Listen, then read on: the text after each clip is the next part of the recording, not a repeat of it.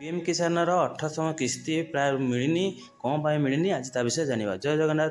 आपण नमस्कार। देखंतु आज आम पीएम किसान विषय जानिबा। पीएम किसान प्राय सुना जाउछि पेंडिंग अछि डिस्ट्रिक्ट लेवल रे। ताले देखिबा केमिति हमर कोन पाई पेंडिंग अछि तार रीजन आज जानिबा। तेणु प्रथमे कौन करिबा, नो योर स्टाटस। हमर पीएम किसान 18तम स्टाटस रे हम क्लिक कले आसीबो।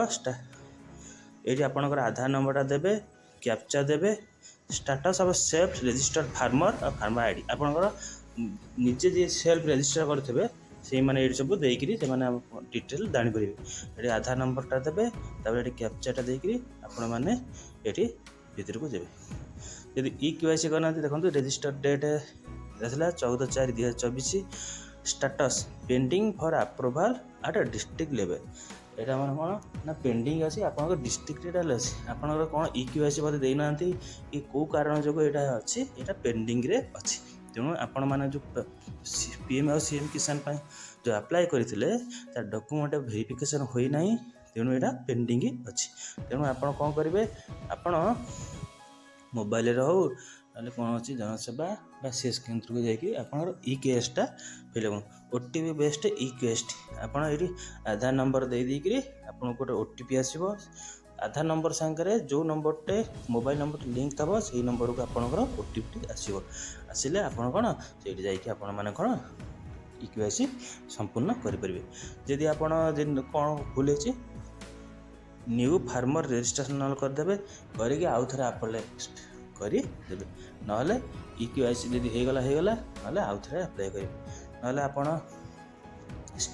स्टाटस चेक कला पर देखिबे यदि आपन डाटा ठीक नाही भूल भाल सब अछि ताले आपण कोन करिवे ना pmkisan.gov वेबसाइट की जिबे।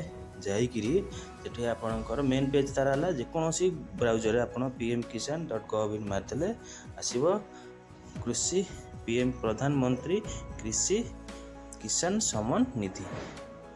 एठी आसिकरी आपण मानकर समस्त डाटा देखि परिबे। न्यू फार्मर हेतले नुआ रजिस्ट्रेशन करि परिबे।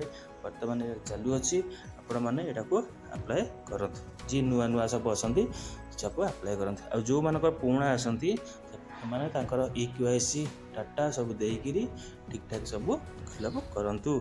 कला परे आपण जो पेंडिंग रहउची पेंडिंग टा रहिबनी सेटा कोन क्लियर हे जिवो। हेगला परे आपण को किस्ती 18तम किस्ती आपण को अकाउंट को आसी जिवो। तेणु ई केवाईसी टा को आपण क्लियर करिवे।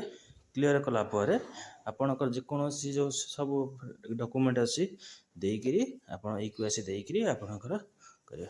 तापरे नो योर स्टेटस मारिवे। स्टेटस मारले आपणकर स्टेटस सब गोटी गोटी देखै दबो। ई केवाईसी प्रथम करे देबे, तापरे किछ दिन पर नो योर स्टेटस पर क्लिक करिकि आपन आधार नंबर कैप्चा देइकरी आपण माने आपणकर डिटेल सब जानि परिबे। पैसा मिलला कि नाही एतरे आपण मानकर कोनोसी इहे असुविधा हेबो नाही।